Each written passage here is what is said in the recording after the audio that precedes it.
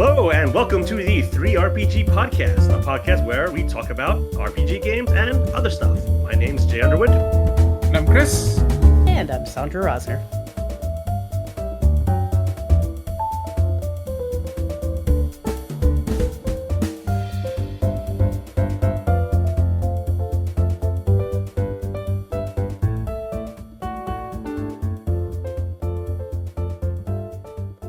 So I hurt myself this week.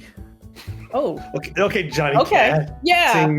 sings. I hurt myself this week trying to catch a silverfish. Trying to put on my shoes. I think that's called age. I think that's what it is, right? So I'm living in kind of an old house right now, and wait, is this still a metaphor? No. Every day is an older house. That too. Oh, I'm starting to feel the old house. Yeah. This dilapidated temple that is my body. That is my body, exactly. So for the first time, I actually hurt myself trying to catch a silverfish. It was on the ground, and it was, you know how fast they are, scurrying around. Mm-hmm. So I grabbed I was in the bathroom, and I saw, that there was toilet paper over there, and I went to grab some, and I tried to grab it, and my arm made this weird, crunchy sound that it should not. And I was like, oh, that actually hurts. And this is the first time anything like this has ever happened to me. So this is a new sensation. This is horrifying. Oh no. Oh no. What's a silverfish? It's a bug. You don't know what a silverfish is? Is it one of those on the coastline cockroaches? Nope. It's it should be with that name. Yeah. It's a thin sliver-like insect that has two little antennae in the front, two little antennae in the back, and they really moist and they have a lot of legs too. They're little tiny centipedes, but you could tell them because they've got that little tuning fork as an ass, kind of little antennas. It's what do those do? What do they do? What is that? Oh, they're horrible, right? And also, the second bad part about these things is, when you smush them, they leave kind of this greasy mark everywhere. Almost like mushed fish, mushed fish paste. Uh-oh. So God, you gotta paint your walls after that. I have a silverfish catch and release policy.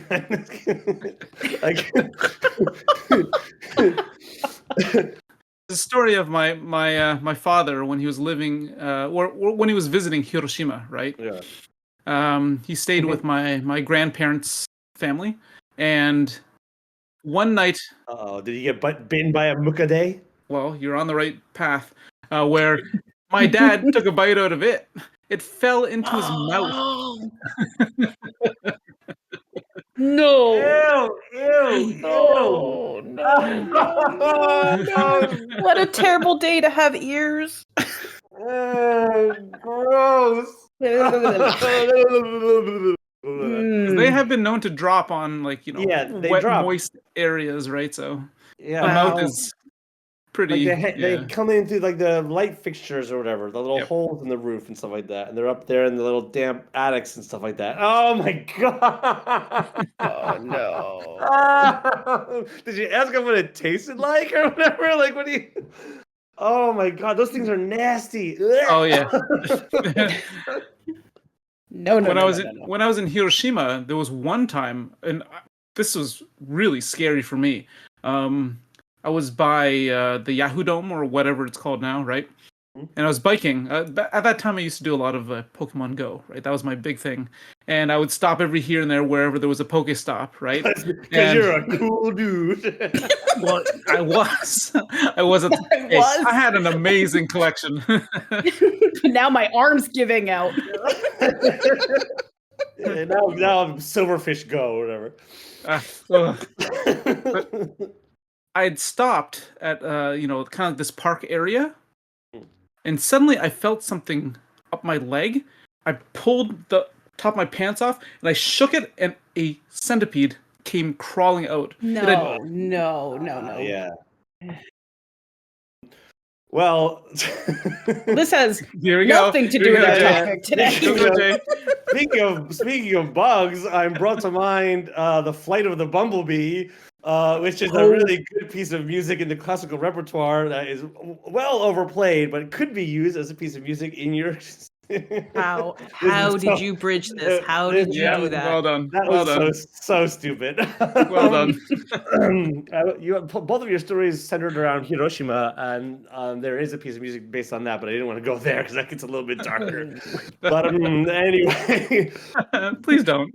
yeah, music 2.0, the rock and roll part 2, Tosh 2.0. Okay. Age of Empires 2. Okay, stop it. Oh my God. We're revisiting the topic of music, and perhaps we could dig down a little bit deeper as to like how, why, when, like the specifics of like how GMs might be able to use music.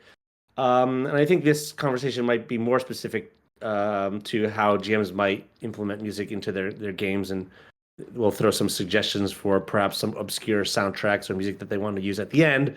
But what do you guys think? How do we explore music? Part 2, the second movement, the B section, exposition. Okay, enough. Number 2. Number 2, yeah. This podcast. In preparation for this episode, I did listen to the Perfume soundtrack finally. Oh, what'd you think? Oh, nice. Oh, it was beautiful, yet haunting. Yeah. You definitely get that creepy, like, ooh, something bad. Have you guys seen the movie? Yes. Oh, yeah. Mhm. Okay, see, I haven't even seen the movie, so that's I don't know what the context for any of these things. So yeah, I think that's the right order because I knew the soundtrack first too, and when you start hearing the music over that particular story, you're like, holy shit, this is perfect for this. But you wouldn't have imagined it.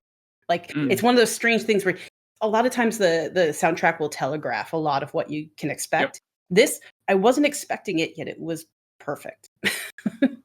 Yeah, I think it's the director as well that wrote the music for it, and it's really great. And I read the book as well. The book does, some justice to it, other than the fact that like the main actor like is quite attractive looking, and in the book he's like a real troglodyte kind of character, like sort of like Tyrion Lannister or whatever. Who like in the book he's like all screwed up. He has like no nose and all this kind of stuff. But like in the book he's played by like a really attractive actor. Anyway, but yeah, I know nothing about it and go in and it's awesome. And the endings, the few scenes of that movie had my jaw on the floor. I was like, I can't believe. Yeah, don't watch that on an airplane. I'm gonna put that there. If it's available for viewing, you're gonna be a little like, oh shit. But I like what you said, Sandra, about like it's not what you expected, but it's sort of the perfect thing for the scene, right? And I think that's kind of in a way, if I was to like boil down like what I want to do and how I put music to a scene, it's sort of that. You want to find the music that is not what the characters are going to expect, right? You don't want to play the Imperial March or whatnot, but it's the perfect thing for the scene. And so the first thing that I want to bring up is that when choosing music for a scene, when you're designing your adventures, first of all, if you have a scene that you know is going to come up with the music beforehand, so you're not like rummaging around looking for something. So that's be prepared, right? Be prepared. Lion King. Okay. I can sing that whole song to you right now. Right. Yeah. Right. But I think one must be careful to sort of like hamstring themselves into the kind of like the cliches. I mean, sometimes it works, sometimes it's great. I do it often myself because it's just safe and if it works for your world. But like, if you've got the desert environment, you put on Lawrence of Arabia or whatever. If you got the whatever the traveling through the fields, or you put on the Witcher soundtrack, and like that, it becomes real recognizable and like just easy to use music. But why not, subvert the genre a little bit and throw something out there that the players are not going to expect, and then that becomes like a unique voice for your world. I mean, think about it. Ennio Morricone essentially like redesigned the kind of soundscape of the Western. Before that, you got all the John Ford, you got all this like real classic kind of like William Tell kind of style, golden age of Hollywood soundtracks. And he comes around and adds like whip cracks and yells and all this kind of wild stuff. And now that just becomes synonymous with it, right? So like if you come up with something and like, okay, when they go to this part of the world, I'm gonna play, like bebop or like hardcore, like Sun Ra jazz or something like that. And that's gonna be the soundtrack for this place. That could be really interesting. Mm-hmm. You made me just think of like Cowboy Bebop with that, with going like full jazz on that. That was like a real fun. Oh yeah. Yeah. Yeah. I would just be careful not to get too weird with it. I could see at some point if the taste in your music, it could potentially be distracting. Yeah, sure.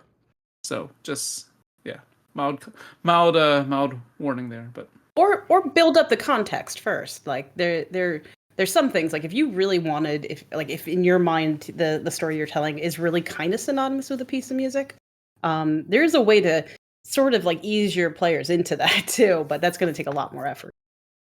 Well, one of my other points was, and I'm kind of front-loading a lot of this episode with a lot of my own points. Hopefully you guys could jump in when the situation is right. But one of the interesting things you might want to think about doing is find even a pop song that is the theme of the campaign or the one-off or whatever it is. The session starting point and the session ending point. Last time we talked about putting music on just to get people like into the mood. That works. But I'm going to go a little step further and say, find a piece that, like True Detective or something like that. Find some song that the moment you hear it, it's like, okay, you can almost picture the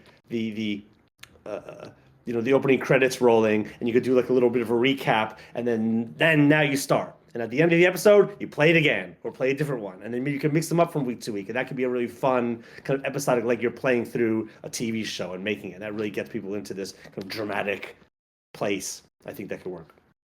I've never done that before, using like an actual like Sabrina Carpenter song. Yeah. Yeah. Find something that just matches, you know what I mean? Find use some like Nick Cave stuff or whatever. Like find some kind of old classic song that could, if you're doing like if you're in a Western setting or something like that. That's the second time I brought up Westerns, but maybe it's on my brain. I never would have pinned you as using like any kind of like pop or I'd say vocals in general, like clear English, like mass media songs to cross into the campaign. I do when I'm trying to work on anything that was like related to a campaign or whatnot. I have like pre-music and writing music. So the pre-music is like kind of songs that I was listening to at a time, and I'm like, that really makes me think of this moment with these characters. And then I'll just put it into a playlist. So I have this whole like running timeline of modern songs that they will instantly take me to that scene, that moment, that whatever, through association. But if I'm writing or if I'm playing, vocals are really distracting to me. When we played our previous campaigns had sort of themes that were non-vocal. You want to be careful using vocal tracks within a campaign, unless like the characters are in like a concert hall and that's sort of in the background. It could get very distracting. Or the music is diegetic, where like it's a character that's singing, and then you use that music to represent that the character's singing. Find some old like John Dowland kind of like Renaissance era or medieval era folk song or something like that, if you're in the traditional fantasy setting. I did use theme songs when we did the Cthulhu stuff, and I set up each one. I started each session with a new theme that had like little hints to the stuff that was going to be coming later if you were paying attention to the lyrics. It's a fun little Yellow King aside there. But yeah, like I think generally you want to stay away from the lyric stuff unless it's sort of like your ambient kind of choir that's like vocalist choir that is just kind of oohing and ahhing in the background. I will say the exception though is what you bring up, the Call of Cthulhu, which was kind of like a 1920s era mini campaign we did. The music of that era though really helped with the immersion. So it's one of these rare moments where I actually do think that helps get you into the mode when it's historical. Like legit historical from our world. So yeah, I'm gonna say that gets passed. Yeah, and GMs should also not be kind of hesitant to use, first of all, music from other cultures and countries and things like that. Look into some like Romanian pop music or whatever. Play some like just drums or like a solo flute. All that stuff's on there. Find like ambient music as well is kind of nice. Though I would argue using it sparingly of like the crowded market sounds, and they're all those soundscapes are all over the place right now and so easy to find. But I mean, they can be useful. And we should talk about the lack of music as being important too, but we can go into that a little bit. But Chris, what do you think? One of the things I want to mention is that whenever I'm creating a new location, a new place for them to play in, and if it's based off of a pre-existing, location or kind of borrowing aspects of that culture, I do tend to go into like listening what their folk music sounds like, just to get an idea, right? And I just love doing it. It lets me, it exposes me to different cultures in that way. Yeah, and that's like it's part of like the fun of creating a world, and you get to find out about our world at the same time, which is really nice. Also, getting back to the lyrics in songs, I happen to agree that whenever I'm writing something, I can't listen to words. Like it all has to be either like a chorus that in a language that I don't understand, or like unclear English also works. But understandable English, definitely no. But when I'm drawing or when I'm doing other things, then yeah, I can put on a podcast and do other prep. But. Well, I direct you to the music of John Dowland, who is really interesting and could be used in a your typical medieval fantasy setting, where I've been using it to be the music of one of our bard characters whenever he sings. I just go to that well and find some stuff like that, and they're usually kind of sad songs. Other times I've used pop music to transition from one scene to another scene where characters are traveling, and then put that song in the background, like what might happen in a TV show, and then just like have the characters like have that moment where they, as players, can just kind of like rue on what just happened and what's going to happen, and like not even have any talking happening, and just have the music play. And when it's over, start up the scene again, and just have that like let everything kind of let the dust settle, as it were, before moving on. Right? I haven't really done a lot of modern setting like. I think you could I think you could still do it in the medieval setting. It's interesting. There's enough stuff out there that could. I mean, it could provide, if you find the right piece. And there's plenty of music like the Mongolian throat music that mixed with like rock and roll and all that kind of stuff could be really cool for certain parts of the world. Like I said though, if it's not in English and people don't understand it, I'm perfectly fine with using it. Okay? Right? Even if it is modern, right? But if it's in English and there are words that you can understand, often that's one of those things I tend to be it tends to be an automatic disqualification for me. I see. I think I like it more than you. It adds like almost like a Tarantino-esque quality to certain scenes, and you could kind of do that, which is what I want to kind of get to next, which is kind of cross-pollinate. Like Sandra, you brought up using music to when you write. So I can't do that at all, because I feel like the music is going to sort of push me into like a certain kind of mind field of like adjectives and a color scheme of ideas that music connected to that may not exactly fit with what I'm trying to say here, or which is more ambiguous or something like that in the writing. So it might kind of pull me in a direction that I wouldn't have necessarily gone had I just been writing without music. So that's what I do. I don't use it. Yeah. Hold on. When you prep, you don't listen to any music? No. Until I know what the scene is like about, and now I know what the scene's going to about, but now I want to flesh out some details. Then I'll put the music on. Yeah. Wow, really? When I come with the scene, no, not at all. I mean, there are situations when like I'll listen to a piece of music and then I'll come up with a scene, like it's like sort of like triggered from the scene, right? But I don't like to listen while I'm writing, because it just distracts from like a direction that maybe I would have gone if I'm listening to some sort of like dark fantasy, the Wojciech Kilar's like Dracula soundtrack, another really good one but kind of forgotten classic perhaps. And then I'm writing this kind of like really dark stuff. Well, then maybe I'm not going to put in like a little comic element in the scene because the music is not pulling me that direction, right? So like, so in a way, this is what I want to get at is like throw on like almost like the opposite of what you think might fit for the scene, and then like go over it again and like see what comes out the other end. Put it through like the filter of something different. Like think about the scenes in like I don't know, like the movie Face Off or something like that, where there's like a big kind of John Woo, like action, pulpy set piece, double guns jumping through the air, all this kind of stuff. And then in the background, and it's all done in slow motion. And in the background, the music's like "It's a Wonderful World." You know what I mean? I see trees of green, and it's just like, and it's really cool. Like it can work. Yeah, definitely. That can work, right? So finding the like kind of this like anachronism or whatever, and finding two things that kind of like maybe might clash together and smash that. That might be really interesting. I'll try it.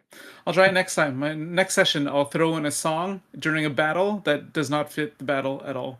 Oh my god! Put in like the My Little Pony theme. Really see how that goes.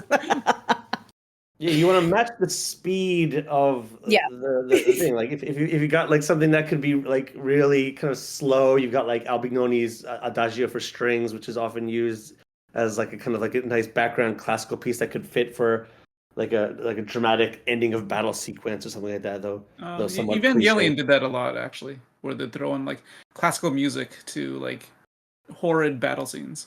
Yeah. Famously, the movie Excalibur did that with Carmina Burana's "O Fortuna." It comes in and you got the Excalibur and all this kind of stuff, and it's like really, really, really great. Yeah, the well of classical music is deep. But I think we need to take a stop for our break, and we'll come back and continue talking about music. Musica. Dun, dun, dun, dun.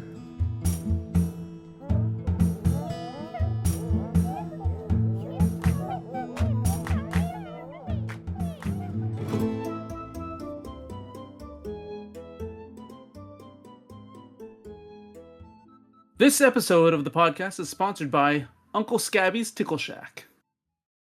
If you're in the Dragmire area, come down to Uncle Scabby's Tickle Shack. There's food, music, games, and tickles.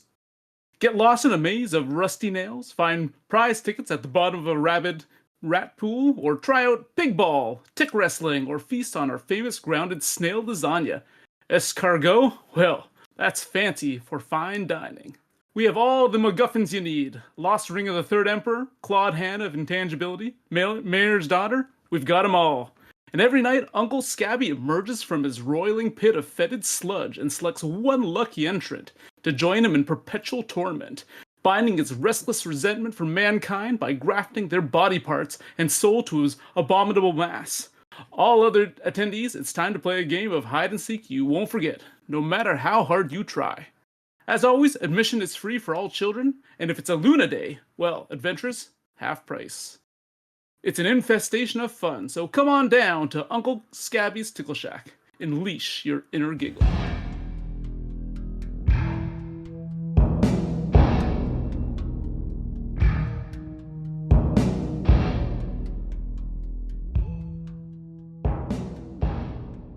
And we are back to continue our conversations about music.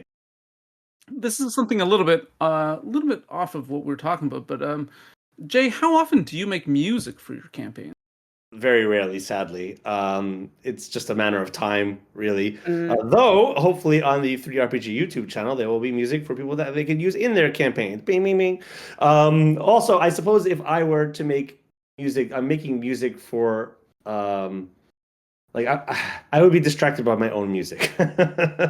Oh, so that's a good point. I can't sort of use my own music in the background because I know what is. I don't know. I would want to listen to it. Yeah. So that's why last time I was talking about modern soundtracks. So how a lot of them are just sort of like like a cat laying on the low end of a piano. For long stretches of time, there's a lot of ambient stuff that it's non-thematic, and therefore it sort of works for setting in the background for highly conversational artistic medium that is RPG, but the music that I write is quite frenetic and has a lot of thing going on that doesn't always appropriately use. However, I think I want to start making stuff to put on the website for people to use. But though I would maybe use them as the introduction to like a certain place in the world, a certain like monument out in the wilderness, or like a ruin or a city, or for a character that then can be pinned onto that character that sets the audio landscape apart from the other stuff. Like you could have people reminded of a character based on like their smell or the color of clothes that they wear, but you could also do it with a theme. And if you stay consistent and you keep playing that theme, you could do some really interesting things with it, including using the theme when the character's not there as a sort of like metaphor for like, something that to remind if they have a memory of that character, or that character's magically trying to communicate with them, but they're not kind of establishing the other end of the connection, or any manner of different unique ways to sort of like draw out the idea of that character to the literal players and see how they react to it in character. So we've talked a lot about like having music that keeps us long term in the moment and not being disruptive. But when we were thinking about this topic, I was thinking about like starting, like how do you help your groups get into like what I would consider a flow state? And for anybody who's listening who might not know what a flow state is, it's basically that creative space where you're no longer like self-censoring or thinking like, oh, that's going to be such a terrible idea if I try that. You just hit a flow state and you just start creating. And I feel like I've heard a lot of people talk about that when they have that really great night, that really great session, they feel like they've been in a flow state, especially if the whole group is, in that similar space. So I was wondering about like, if you want to start the night off right, do you change your patterns of what music you play to start versus what's going to carry you through the rest of the session? Well, yeah, you talk about flow, and this comes from a legendary book by a Czech author, Mihaly. Very long last name that I'm not even going to try to pronounce, but it's excellent. And the sort of like on our Patreon, he's going to. That's right. Oh boy, Gesundheit. No, idea to like oversimplify that. Like the flow state is the sort of when it's not too difficult to get frustrating, and it's not too easy that it's boring. So it's in this state of like the flow state is achieved by the storytelling over the music, I think. So I don't mean to derail your question, but I'm saying like it's getting into the moment of like kind of setting up a scene that gets them kind of activated that way. And can music help? I'm not sure. Maybe. Chris? I'm guilty of sometimes when we get into that flow state, I forget to change the music. And then I realize we're playing the mystery theme, like while we're traveling through the mountains. So, so sometimes the flow state is something almost entirely separate from like the music can help you get into that, but once you're in, there's really nothing you can do. Yeah, I have a bad habit of playing music continuously through the whole session. I mean, various music, not just the same track, but I think players should also lean into silences, and that can be really interesting if you front load a big action set piece with some heavy hardcore action, and then at the big climatic moment you have nothing. Ooh, that could be really fun, where it's just like rolls and what's going to happen. Then you have the two tracks for like victory or defeat ready in your back pocket to go. That could be fun. But I'd like to amend my answer to Sandra's question. I think if most of my tables are veteran players, and so if the group was new players or like a mixture of veteran and players, I'm always looking towards getting the new blood into the hobby, and so I'm going to be focusing on the novice players. And I think in that case, music does really help, because it's almost the loosening agent, it's the liquid courage, it's the audio courage to be silly a little bit. It's the audio glass of Jack Daniels to the ear. Sorry, Canadian Club. To the ear, where because that music is playing in the background, people are like almost more allowed to like either do character voices or be a little bit more like kind of silly, because it's kind of silly. Like, I take my sword and I, blah, blah, blah. It certainly does help with immersion. Right? Yeah, definitely for immersion. If it's right, it could also distract, unfortunately. Yeah. This is like everyone knows that maybe a scene from a movie where you're listening to it and you're like, oh, this soundtrack just is not, it's killing it for me. It's not working, But yeah, so be careful what you use, and if you have a scene, be ready for it. To restate my opinion from the first half. Now, Sandra, you said in preparation for this week, you had mentioned tailoring playlists for writing projects. Is there anything else you'd like to add to that? Yeah, I mean, I guess this would carry over to session or writing. I'm really careful when I produce a playlist, because I will listen to it every single time that I work on that project. So the obvious, you don't want something that you're going to hate a week from now. So there's a tempering there. But more importantly to me is that there's going to be associations that are always now imprinted on that music for me. So I can listen to a soundtrack that I was working, on something from like 5 years ago. If I just heard that out in the wild, I'm immediately thinking of the story or the project that I was on. So, and that has happened numerous times with campaigns too.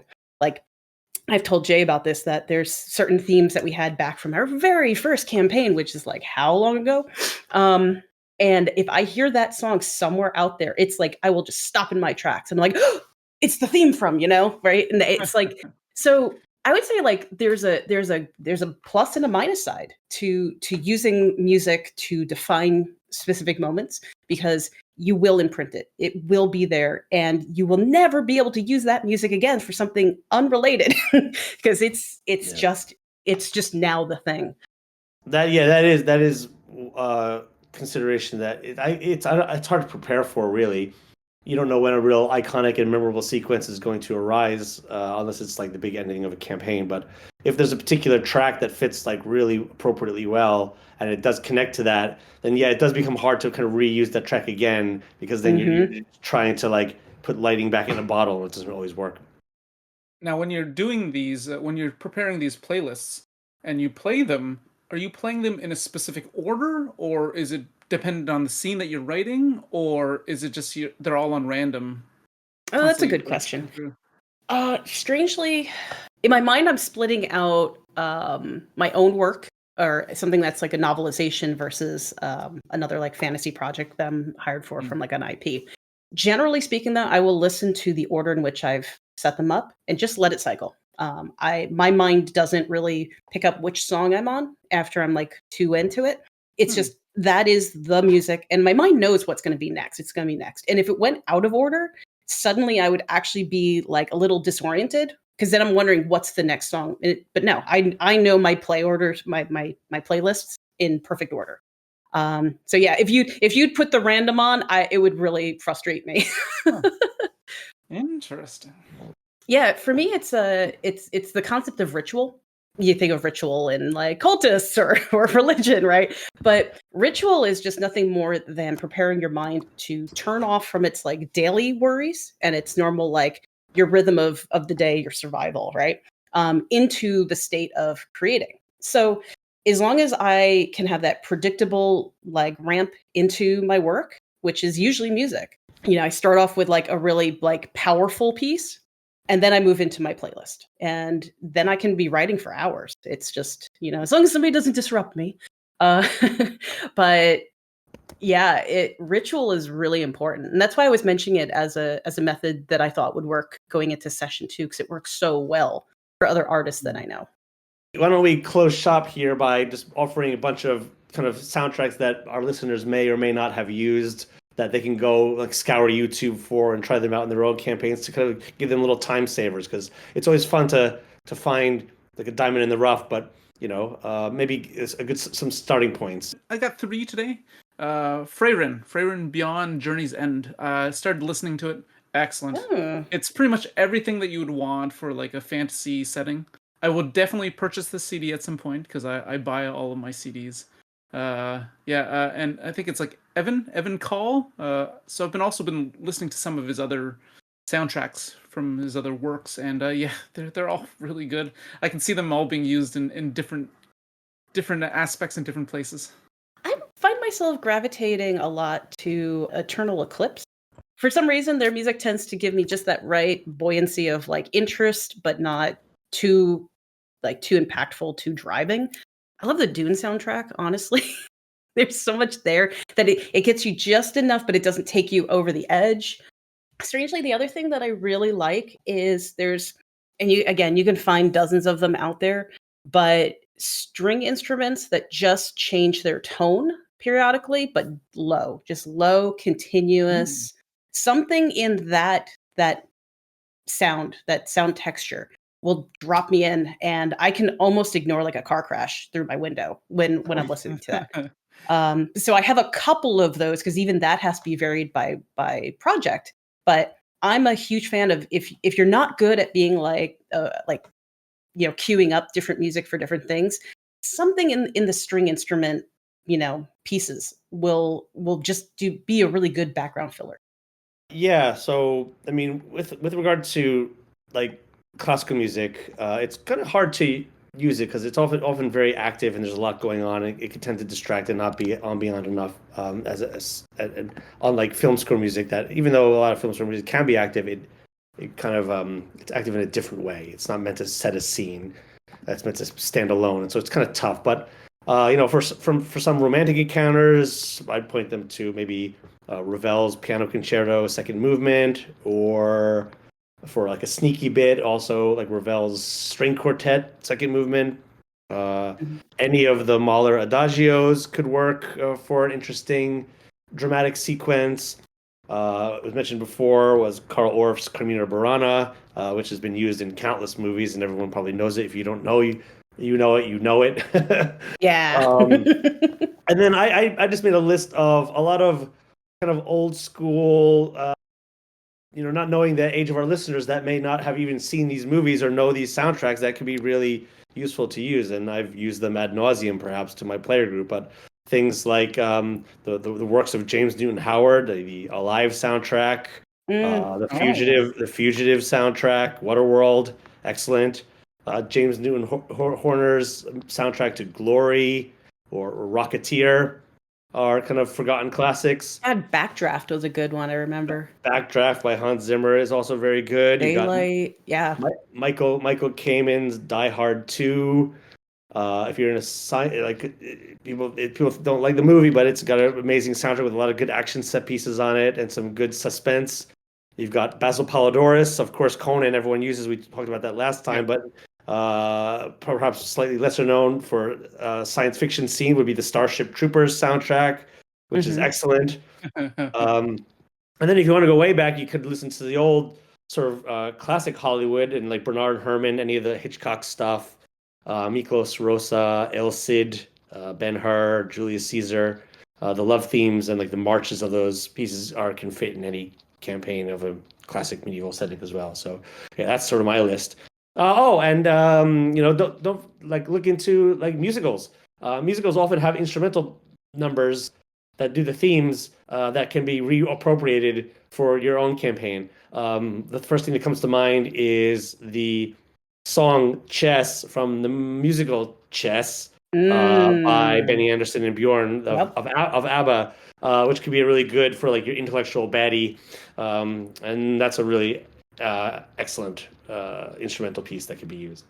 Because this came up, I am intensely curious, and I feel like I might be putting you guys on the spot.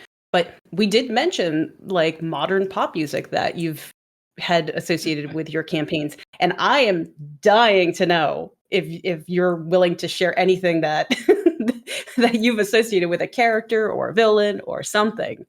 At times, I have. This is not really a character-related thing, but at times I have used the gonk as like an intermission music. The gonk? What? Like right? Well, that's just plain cute. So while people are refreshing their marshmallows and getting water, using the bathroom, I'll sometimes play that. But so I really like the kind of the murder ballads. of like Nick Cave. I like the opening song to like the TV shows True Detective and Peaky Blinders are excellent. And then like Leonard Cohen stuff is also good. That's sort of like the genre that I'm into right now, but I think other stuff could really work. If you're going to do like a cyberpunk setting, why not go into like the old like the synth stuff of the 80s and Falco's like Rock Me Amadeus or whatever, like go jump into there and see what comes up. That could be really interesting. How about you, Sandra? I would say Ivor. Ivor. Everybody's heard Ivor. They just don't know it. Last Kingdom. So if you know that like kind of guttural female voice from that series, that's her. Check out some of her music. It's pretty incredible. And it would meet the qualification of being a different language for most of her stuff. If you want to hear probably one of my favorite songs from her in English, though, look up Falling Free and definitely listen to a live version. She's incredible live. Rain is another singer that I just absolutely love. Somehow when I hear certain of her songs, they just hit characters that we're playing perfectly. Like her lyrics are where, like, she's a beautiful singer. The music is very like atmospheric almost. So you probably wouldn't find a place for it mid-campaign, but I listen to her music constantly because she reminds me of like 2 or 3 different characters we've had. And it's a duo called Ursine Volpine and Annika. So the Ursine Volpine does soundtracks, usually I think like kind of like trailer music, things like that for movies. And Annika is a solo singer from South Africa, and they just come together, make about like 5 songs every 2 years or so, and those also there's just a certain like depth of emotion to the lyrics and then their music together. And I just find myself constantly going back to those 3 singers because there's just something in the characters I like playing and the characters that we play in our campaigns and the depth of emotion that they tend to be mining that just has a nice overlap. All right. And we forgot to mention some of our old classics, by the way, Sandra, which would be like Danzig's Black Aria and of course like Enigma and anything that they wrote with. But Chris, you had something else to mention. Ray, the 2022 movie, soundtrack by Sarah Schrackner. It's so good. It has like tribal horror and like otherworldly elements. Great for like really spooky songs and things to creep out your players. And she's done like music for like the Assassin's Creed series and also like Call of Duty. I haven't played any of those games, but I hear the music's good. So this seems like a you don't know the name, but you know the music kind of thing. Yeah, I'm gonna go down a deep dive after this. So highly recommend. And a full list of the recommendations down in the show notes. All right, thank you guys for your chat about music. We'll see you next week. Have a musical week. The 3RPG podcast is produced and performed by Sandra Rosner, Chris Takasaki, and Jay Underwood. Music and audio editing, mix and master is done by Jay Underwood. Art by Chris Takasaki. If you'd like to be a guest on the show or have any questions, please email us at 3rpgpodcast@gmail.com. If you'd like to support the pod, please head over to our Patreon or our website at 3rpg.com. That is THREERPG.com.